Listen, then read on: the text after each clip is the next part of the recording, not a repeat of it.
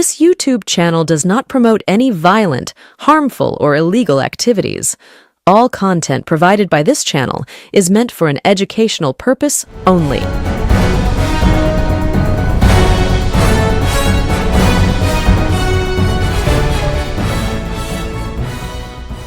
নমস্কার, আমি প্রতিবেদক সায়ন্তন চক্রবর্তী। আপনারা দেখছেন বঙ্গচক্ষু ইউটিউব চ্যানেল।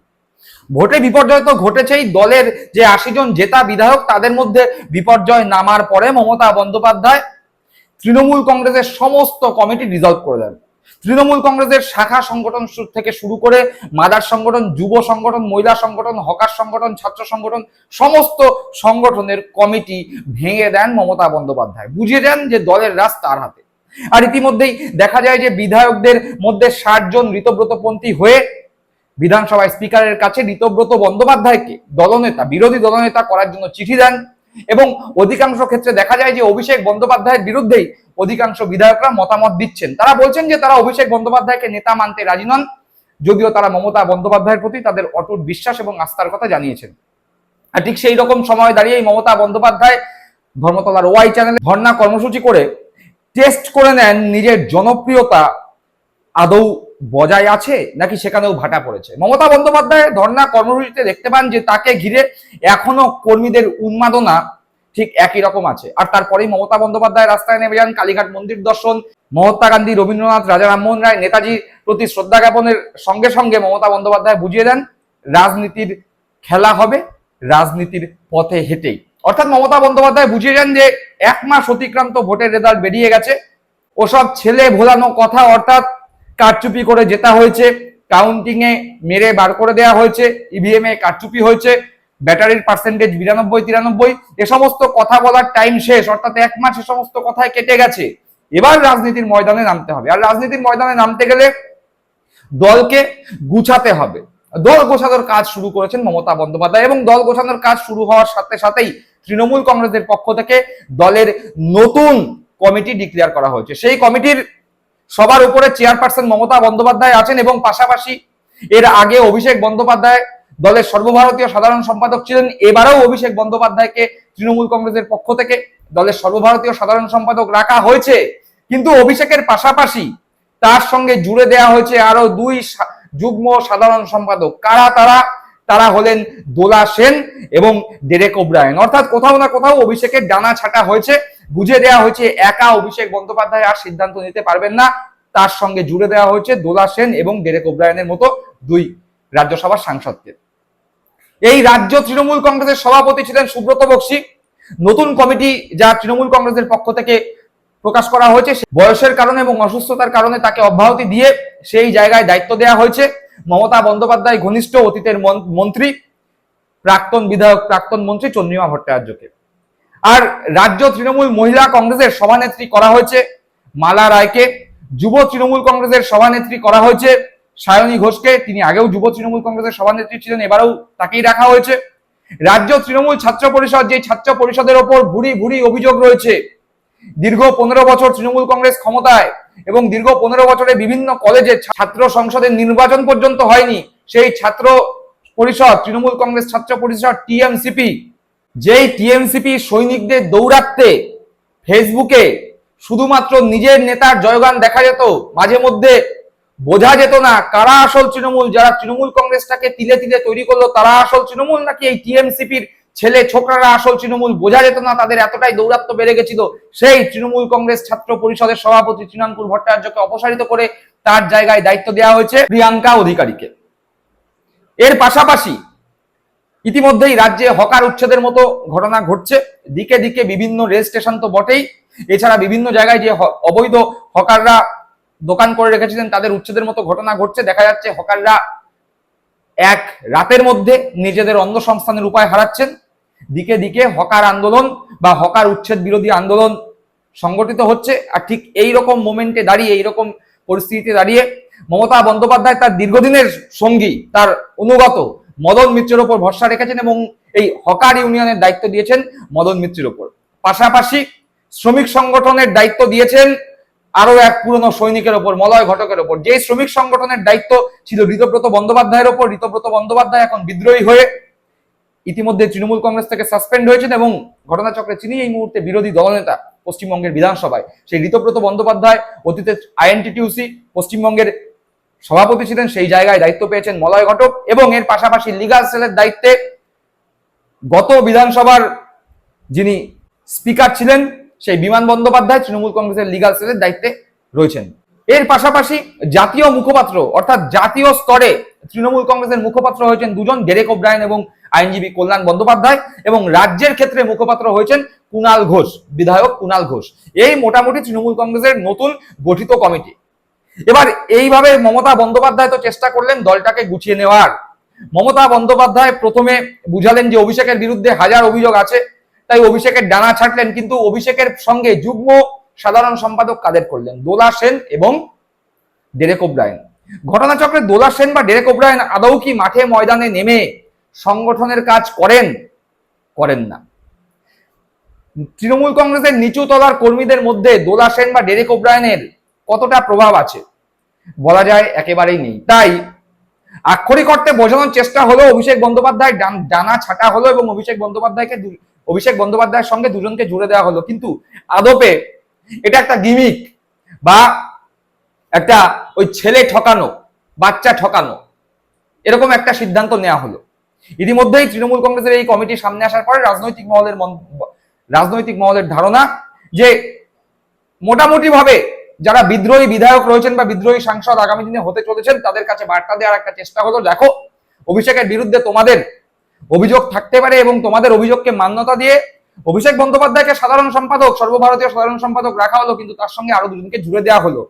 কিন্তু আসলে সমস্ত সিদ্ধান্ত অভিষেক বন্দ্যোপাধ্যায় নেবেন। তার অভিষেক বন্দ্যোপাধ্যায়ের বিরুদ্ধে দোলা সেন বা ডেরেক ওব্রায়েনরা কখনোই বিরুদ্ধাচরণ করবে না। যাকে এ তো গেল অভিষেক বন্দ্যোপাধ্যায়ের বিষয়। আর অতীতে একটা কথা চালু ছিল যে মমতা বন্দ্যোপাধ্যায় যখন যাকে দেন সর্বস্ব দেন। অতীতে আমরা দেখতে পেয়েছি মুকুল রায়, তিনি নিজে কতগুলো পদ মমতা বন্দ্যোপাধ্যায়ের দ্বারা পেয়েছিলেন তা মুকুল রায় নিজেও বুঝতে পারেননি, জানতেও পারতেন না। যে কোনো জায়গায় যে কোনো পদে মুকুল রায়কে দেখা যেত। পরবর্তী ক্ষেত্রে আমরা দেখতে পেয়েছিলাম সেইটা শুভেন্দু অধিকারীর ক্ষেত্রে। একাধিক জেলার অবজারভার, মন্ত্রী, বিভিন্ন সংগঠনের দায়িত্বে, বিভিন্ন সংগঠনের মাথায় তিনি বসে থাকতেন। যুব সভাপতি ছিলেন, বিভিন্ন ব্যাংকের, কোঅপারেটিভ ব্যাংকের দায়িত্বে ছিলেন। অর্থাৎ শুভেন্দু অধিকারীকেও কত পদ মমতা বন্দ্যোপাধ্যায় দিয়েছিলেন তা মমতা বন্দ্যোপাধ্যায় হিসাব রাখেননি, শুভেন্দু অধিকারীও হিসাব রাখেননি। পরবর্তী ক্ষেত্রে ববি হাকিমের ক্ষেত্রেও একই জিনিস দেখা গেছে অরূপ বিশ্বাসের ক্ষেত্রে। আর বর্তমানে এই একই জিনিস দেখা যাচ্ছে চন্দ্রিমা ভট্টাচার্যকে কেন্দ্র করে। চন্দ্রিমা ভট্টাচার্য যখন দল ক্ষমতায় ছিল তখন মহিলা সংগঠনের দায়িত্বে মন্ত্রী, একাধিক দপ্তরের মন্ত্রী। আবার দল ক্ষমতা থেকে অপসারিত হওয়ার পরেও সেই চন্দ্রিমা ভট্টাচার্যকে মমতা ব্যানার্জি ভুলতে পারছেন না। চন্দ্রিমা ভট্টাচার্যকে কি দায়িত্ব দিলেন? চন্দ্রিমা ভট্টাচার্যকে দায়িত্ব দিলেন যে তিনি নাকি এবার সুব্রত বক্সির জায়গায় রাজ্য তৃণমূল কংগ্রেসের সভানেত্রী হচ্ছেন। চন্দ্রিমা ভট্টাচার্য হয়তো নিজেও খুব ভালোভাবে বুঝতে পারছেন এই মুহূর্তে যে তার যোগ্যতা তৃণমূল কংগ্রেসের রাজ্য সভানেত্রী হওয়ার মতো নয়, সাংগঠনিকভাবে তার কোনো ক্যারিশমা নেই। তাই মমতা বন্দ্যোপাধ্যায় চন্দ্রিমা ভট্টাচার্যের মতো একজনকে সাংগঠনিক দায়িত্ব অর্থাৎ রাজ্য তৃণমূল কংগ্রেসের সভানেত্রীর দায়িত্ব দিয়ে ঠিক করলেন কিনা সেটা ভবিষ্যৎ বলবে। পাশাপাশি সায়নী ঘোষ, যুব সভাপতি, মমতা বন্দ্যোপাধ্যায় পুনরায় দায়িত্বে রেখেছেন, যেই সায়নী ঘোষের অতীতে দলের জন্য পারফরমেন্স যথেষ্ট প্রশংসাযোগ্য। তিনি যেই দুইবার ভোটে লড়াই করেছেন সেই দুইবার যথেষ্ট পরিমাণে খেটেছেন, এমনকি এই গত 2026 বিধানসভা নির্বাচনে প্রচারে ঝড় তুলেছেন, প্রশংসা করতে হবে। কিন্তু সায়নী ঘোষের ক্ষমতায় না থাকাকালীন কোনো দলের হয়ে সংগঠন করার কোনো অভিজ্ঞতা নেই। সেই জায়গায় দাঁড়িয়ে আজকের ডেটে তৃণমূল যখন ক্ষমতাহীন অবস্থায় রয়েছে, দলের মধ্যে বিদ্রোহ, জেতা 80 জন বিধায়কের মধ্যে থেকে 60 জন বিদ্রোহী হয়েছেন, সংসদ ভবনে আগামী দিনে কোন কোন সাংসদ তৃণমূল কংগ্রেসের সঙ্গে থাকবে সেটা নিয়েও যখন প্রশ্নচিহ্ন, তখন সায়নী ঘোষ কি আদৌ মাঠে ময়দানে নেমে তৃণমূল কংগ্রেসের যুব সংগঠনের মধ্যে একটি গুরুত্বপূর্ণ সংগঠনকে শক্তিশালী করতে পারবেন? প্রশ্ন থেকেই যায়। কল্যাণ বন্দ্যোপাধ্যায়কে মুখপাত্রের দায়িত্ব দিয়েছেন, ডেরেক ওব্রায়েনকে মুখপাত্রের দায়িত্ব দিয়েছেন, একদম সঠিক সিদ্ধান্ত। তাদের মতো গুছিয়ে কথা বলার লোক খুব কম আছে। পাশাপাশি মদন মিত্র, মলয় ঘটক, যারা মমতা বন্দ্যোপাধ্যায়ের দীর্ঘদিনের সঙ্গী। মলয় ঘটক অতীতে শ্রমিক সংগঠন নিয়ে কাজ করেছেন, তিনিও যথেষ্ট যোগ্য ব্যক্তি হিসাবেই শ্রমিক সংগঠনের দায়িত্বে এসেছেন। পাশাপাশি মদন মিত্র লড়াকু নেতা, অতীতে মদন মিত্রকে দল যখন যেই দায়িত্ব দিয়েছে, যুব সভাপতি থেকে শুরু করে ট্যাক্সি ইউনিয়নের দায়িত্ব থেকে শুরু করে, দল যখন যেই দায়িত্ব দিয়েছে মদন মিত্র সাফল্যের সঙ্গে সেই দায়িত্ব পালন করেছেন। মোটামুটি রাজনৈতিক মহলের ধারণা যে মদন মিত্রকে এইবার যে হকার ইউনিয়নের দায়িত্ব দেওয়া হলো, মদন মিত্র এখানেও সফল হবেন, তার কারণ মদন মিত্র জানেন আন্দোলন কিভাবে করতে হয়। পাশাপাশি ছাত্র সংগঠনের দায়িত্ব দেওয়া হয়েছে কাকে? প্রিয়াঙ্কা অধিকারীকে। এবার প্রিয়াঙ্কা অধিকারী ভবিষ্যতে কি করেন সেদিকে চোখ থাকবে, তার কারণ ছাত্র সংগঠনে যথেষ্ট গুরুত্বপূর্ণ। এই ছাত্র সংগঠন থেকেই আগামীর নেতা তৈরি হয়। দেখার প্রিয়াঙ্কা অধিকারী মমতা বন্দ্যোপাধ্যায়ের বিশ্বাসকে মর্যাদা দিতে পারেন কিনা। কিন্তু একটা ভুল তো রয়েই গেল। কি ভুল? মলয় ঘটক আসানসোল, প্রিয়াঙ্কা অধিকারী হুগলি, এই দুজন ব্যক্তি ছাড়া বাদবাকি যারা এই কমিটির মধ্যে রয়েছেন, অর্থাৎ মদন মিত্র থেকে শুরু করে মমতা বন্দ্যোপাধ্যায় নিজে, অভিষেক বন্দ্যোপাধ্যায়, ডেরেক ওব্রায়েন, চন্দ্রিমা ভট্টাচার্য, মালা রায়, কুণাল ঘোষ, প্রত্যেকে কলকাতা ওরিয়েন্টেড, অর্থাৎ কলকাতা শহরের মধ্যেই তারা থাকেন অথবা তার থেকে কয়েক কিলোমিটার দূরে থাকেন। সেই অর্থে উত্তরবঙ্গ, মালদা, মুর্শিদাবাদ, জঙ্গলমহল অর্থাৎ বাঁকুড়া, পুরুলিয়া, পূর্ব মেদিনীপুর, পশ্চিম মেদিনীপুর, এদিকে দক্ষিণ 24 পরগনা, উত্তর 24 পরগনা, এই বিস্তীর্ণ যে এলাকা, নদিয়া, সেই সমস্ত জায়গা থেকে কোথায় প্রতিনিধিত্ব? কোথায় প্রতিনিধিত্ব? অতীতে আমরা দেখতে পেয়েছিলাম তৃণমূল কংগ্রেসের মন্ত্রিসভায় সমস্ত গুরুত্বপূর্ণ দপ্তরে যারা মন্ত্রী হয়েছিলেন তারা সকলেই কলকাতা বা কলকাতার আশেপাশের এলাকা থেকে জিতে আসা বিধায়করা। উত্তরবঙ্গ, মধ্যবঙ্গ বা জঙ্গলমহল থেকে কেউ কেউ মন্ত্রী হলেও সে অর্থে তাদের কোনো গুরুত্ব ছিল না। সেই একই জিনিসের প্রতিফলন দেখা গেল নতুন তৃণমূল কংগ্রেসের কমিটিতেই। একই ভুল আবার হয়ে গেল না তো? উত্তরবঙ্গ, মধ্যবঙ্গ, মালদা, মুর্শিদাবাদ, জঙ্গলমহল, পূর্ব মেদিনীপুর, পশ্চিম মেদিনীপুরের মানুষের কাছে ভুল বার্তা গেল না তো? এই বার্তা পৌঁছে গেল না তো যে দল হেরে গেছে, দলের ভরাডুবি ঘটেছে, দলের মধ্যে বিদ্রোহ, জেতা বিধায়করা দলের সঙ্গে থাকতে চাইছে না, সংসদ ভবনেও বিদ্রোহের সুর। সেই জায়গায় দাঁড়িয়ে দল এখনো ভুল থেকে শিক্ষা না নিয়ে আমাদের আবার বঞ্চনা করছে, এই বার্তা গেল না তো সে সমস্ত জেলার লোকেদের কাছে? ভেবে দেখার সময় হয়েছে। মমতা বন্দ্যোপাধ্যায় দীর্ঘদিনের রাজনীতিবিদ, তিনি নিশ্চয়ই ভেবে চিন্তে সিদ্ধান্ত নিয়েছেন। তার সিদ্ধান্তের সমালোচনা করার মতো যোগ্যতা বা ক্ষমতা কোনোটাই আমাদের মতো ছোটখাটো ইউটিউবারদের নেই।